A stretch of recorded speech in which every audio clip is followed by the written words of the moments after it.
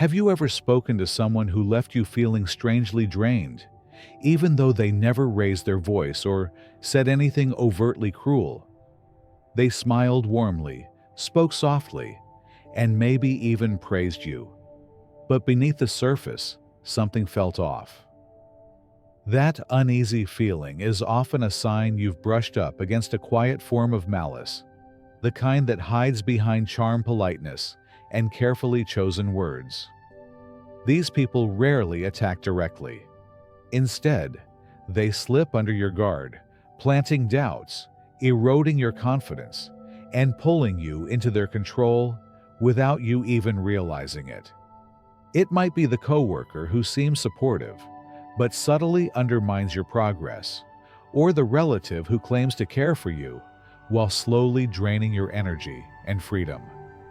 In this video, we'll uncover 5 subtle yet dangerous types of individuals whose intentions are far from pure.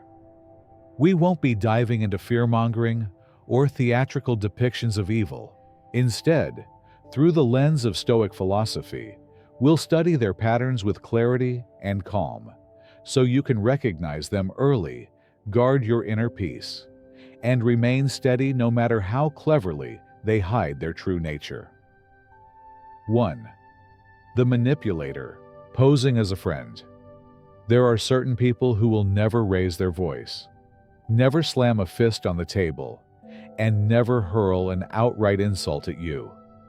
They come wrapped in kindness, using gentle tones, flattering remarks, and body language that appears warm and open. On the surface, they seem like the kind of person you'd want in your corner. But if you pay attention, you'll notice a strange pattern. Every time you part ways, you feel a little smaller, less certain, and less confident than before the conversation began. This is not coincidence. It's the work of a manipulator who hides behind the mask of friendship. Their power doesn't come from intimidation or authority. It comes from making you believe you need them in order to feel secure or validated. Their advice may sound supportive, something like, "You're incredibly talented, but sometimes you can be a little impulsive. Maybe it's just a lack of experience." Harmless on the surface, yet the seed it plants leaves you questioning your worth. The danger lies in the subtlety. Because they present themselves as your ally, you don't notice the quiet erosion of your self-belief. They position themselves as your biggest supporter, the one who understands you best, while slowly shaping your behavior to suit their preferences. I knew someone like this once publicly. He praised my leadership potential in front of colleagues, but privately, he hinted to our boss that I was a bit unstable and might need extra oversight. At first, I took it as honest feedback, but when I started being left out of important projects, the truth became clear. He wasn't helping me grow. He was making sure I stayed beneath him. Stoic philosophy teaches us that in such moments, the goal isn't anger, but awareness. Marcus Aurelius advised us to watch people like these from a calm distance, treating them as opportunities to strengthen clarity and composure. Epictetus reminded us that while we can't control what others say about us, we can absolutely control what we allow into our minds. Manipulators don't need force to defeat you. They use suggestion words and subtle shifts in your perception. If you remain anchored in your own value, their influence dissolves into nothing more than empty noise. So if there's someone in your life who leaves you doubting yourself after every exchange, tread carefully. They may not despise you, but they certainly don't want you to surpass them. For the Stoic, the answer isn't to sever ties in haste, but to maintain an inner distance, never granting anyone the authority to define your worth except you. 2. The fake love. Some people never approach you with open hostility. They don't attack you directly. In fact, they can make you believe you found the most loyal, supportive friend you'll ever have. They listen attentively, agree with you, and offer encouragement. But if you look closely, you'll notice a pattern. They seem to be most present when you're at your lowest. The moment you begin to rebuild, grow stronger, and find your footing, their warmth fades. Sometimes they drift away quietly. Other times they lace their words with subtle jabs. This is the hallmark of someone who thrives on your vulnerability. They're comfortable when you depend on them emotionally, but your growth threatens that balance. Early on, they position themselves as your safe haven, the one who understands you better than anyone else. But once you start to change, even for the better, they begin to create distance. They might say things like, "You've really changed. You're not the same anymore," as though growth is a betrayal, as though independence is a rejection of their role in your life. Their humor often hides tiny barbs aimed at your insecurities. A comment, such as, "Looking sharp today," trying to turn back the clock, is brushed off as playful teasing, but it doesn't feel like affection. It feels like a quiet attempt to pull you back down. I once knew a friend like this. She showed up every time I was struggling, offering comfort and constant availability. But as I took charge of my life, made healthier choices, and learned to set boundaries, she began to withdraw. Then came the message, "Wow, you've changed so much. Guess you found new people now, forgot about the old ones." It wasn't that I had grown cold. I had simply stopped feeding her need for emotional control. Stoic philosophy doesn't teach us to confront such people with loud accusations. As Seneca advised, don't despise those who lack sincerity. See them instead as a test of your own steadiness and clarity. Pay close attention to how someone reacts when they realize you no longer depend on them. That's when their true nature emerges. A genuine friend celebrates your progress and accepts that you will evolve. A pretender prefers you small and dependent because that's when they feel secure in their role. Real connection never makes you feel guilty for changing, never uses your past as a chain to hold you back. If someone keeps reminding you of who you used to be without honoring who you're becoming, they're not cheering you on. They're keeping you in the place where they feel comfortable. You owe no one your stagnation. If someone only offers affection when you're weak, it isn't friendship, it's dependency.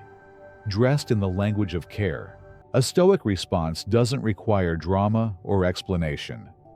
Just maintain your inner distance.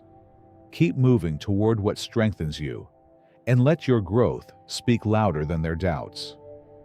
3. The controller. There are people who will never openly declare, "I want to control you." They don't shout commands, threaten you, or use physical force. Instead, they work through something far more deceptive: emotion. Because their words are framed as care or love, it's easy to mistake control for genuine concern. The emotional controller is often someone deeply embedded in your life, a spouse, a family member, or a trusted friend who has known you for years. They rarely forbid you outright. Instead, they frame it as advice or concern. They might say, "I just worry when you spend time with that person," or "Are you sure you should be wearing that at your age?" People might talk. Sometimes it's working so far away. "Aren't you worried someone might take advantage of you?" These statements sound protective, but if you observe closely, you'll notice the net they're casting is slowly pulling your world inward. Over time, every choice you make becomes an unspoken negotiation measured against their emotional reactions. They don't want you fully independent. They want you anchored to them for your sense of safety. The most dangerous part is how they can make you feel guilty for pursuing things that are purely for your own happiness. Want a day to yourself? They become quietly upset. Reconnect with old friends. They withdraw. refuse a request. They express disappointment in a way that lingers. They don't use chains. They use guilt. I recall a story of a woman married for 2 decades. Her husband never shouted, never used violence. Yet slowly, she stopped seeing friends, abandoned her hobbies, and no longer did anything alone. "He just wants what's best for me," she said, "but I feel like I live in a glass cage." That's exactly what Stoics would call a prison, built from overprotection. Marcus Aurelius once observed that freedom isn't just the absence of physical restraint. It's the refusal to let your mind be governed by another's emotions. When you shape your actions solely around how someone else might feel, you're not living your life, you're living theirs. If you catch yourself needing silent approval just to be yourself, ask, am I making this choice to keep them calm or to keep myself growing? True love doesn't demand your constant presence or dependence. It celebrates your strength and autonomy, and it trusts that you will still choose to return. Stoicism doesn't advocate reckless rebellion, but it does insist on drawing clear boundaries between genuine care and quiet captivity. You can remain in a relationship without surrendering your identity. You can continue to love without sacrificing your freedom. As Epictetus taught, if something costs you your peace of mind, no matter the name it's given, it's too high a price to pay. 4. The saboteur.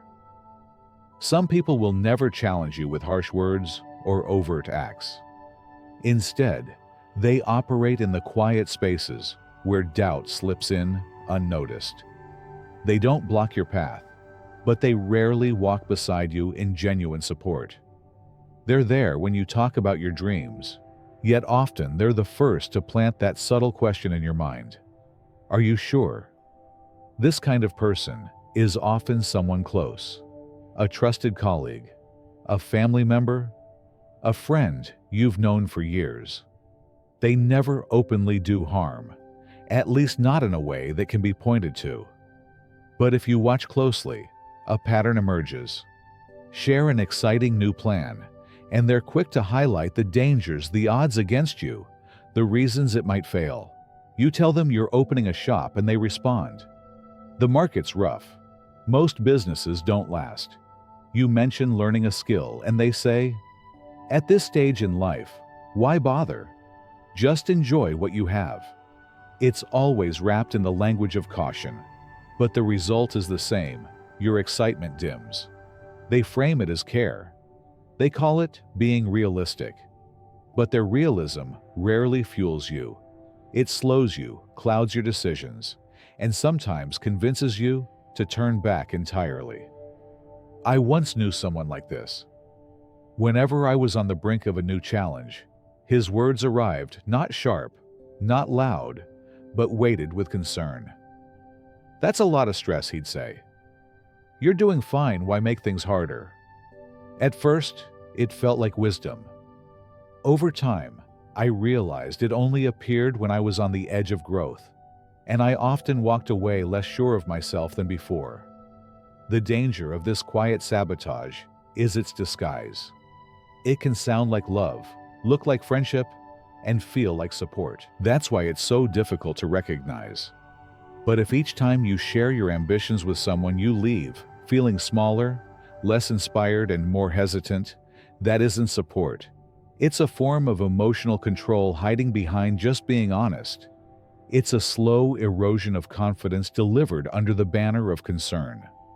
Marcus Aurelius wrote that the wise do not need the approval of others. To do what is right, they need only the certainty that they're not betraying their own nature. That's a cornerstone of Stoic philosophy. You cannot allow anyone else to determine your path, especially those who plant fear under the guise of care. If someone consistently makes you question more than they help you act, they may simply be uncomfortable with seeing you grow, and that discomfort can drive them knowingly or not to keep you small. Stoicism doesn't tell us to distrust everyone or cut ties in anger. It teaches that clarity of mind is our best defense. Keep your mind as still and reflective as a mirror, so you can clearly see who lifts you and who holds you back. And when you see the truth, there's no need for confrontation. You don't have to explain or justify, just keep moving forward, letting your progress speak while they remain behind. 5. The energy drainer. Some people don't harm you with insults or obvious betrayal. They drain you simply by being in your presence. They don't criticize. They don't try to control. And yet every interaction leaves you feeling heavier, depleted, and quietly guilty for even noticing it. The energy drainer lives in a perpetual state of gloom, carrying an endless supply of complaints, misfortunes, and perceived injustices. They never attack outright, but they pull you into their emotional undertow without you realizing it. In the beginning, you believe you're just being a good friend, listening, supporting, empathizing, but gradually you start dreading the sound of their name on your phone screen. You dodge invitations, and when the conversation finally ends, you feel like you've been through an invisible storm. Their words often come with hooks.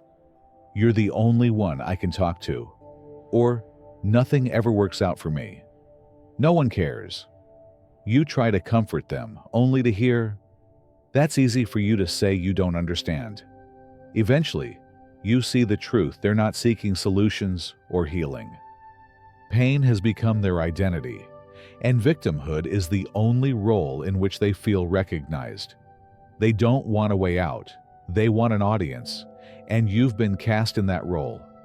Stoic philosophy doesn't tell us to stop caring, but it does warn that you cannot give what you no longer have.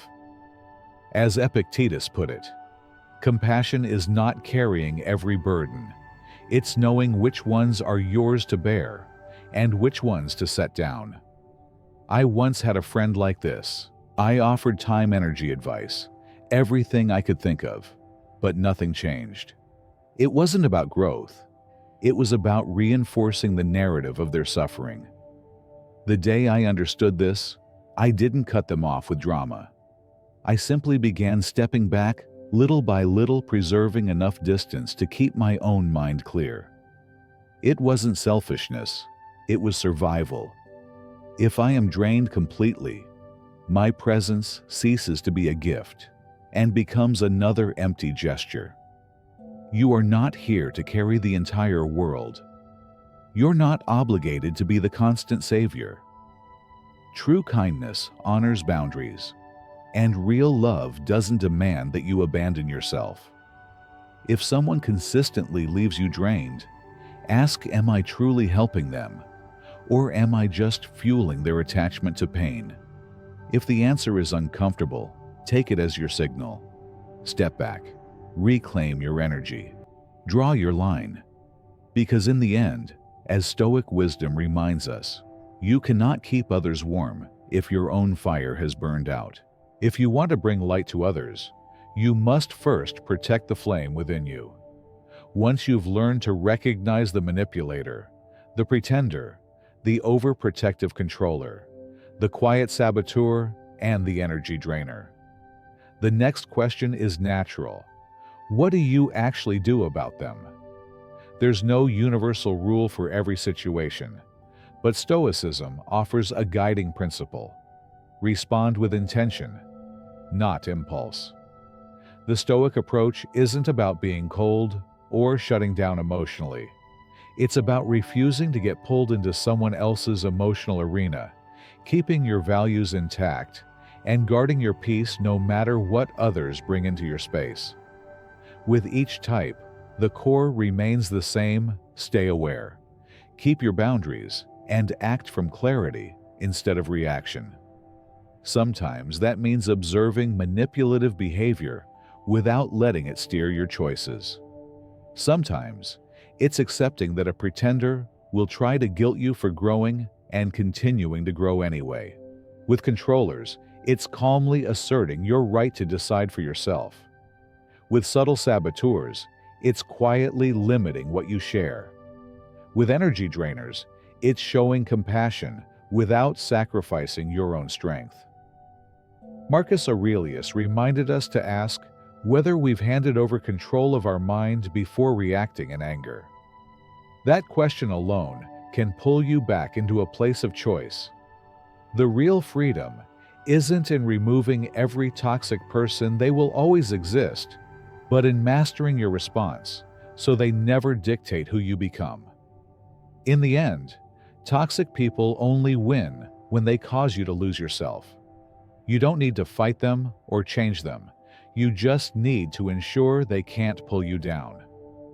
Choosing peace over reaction, progress over validation, is already victory in its most powerful form.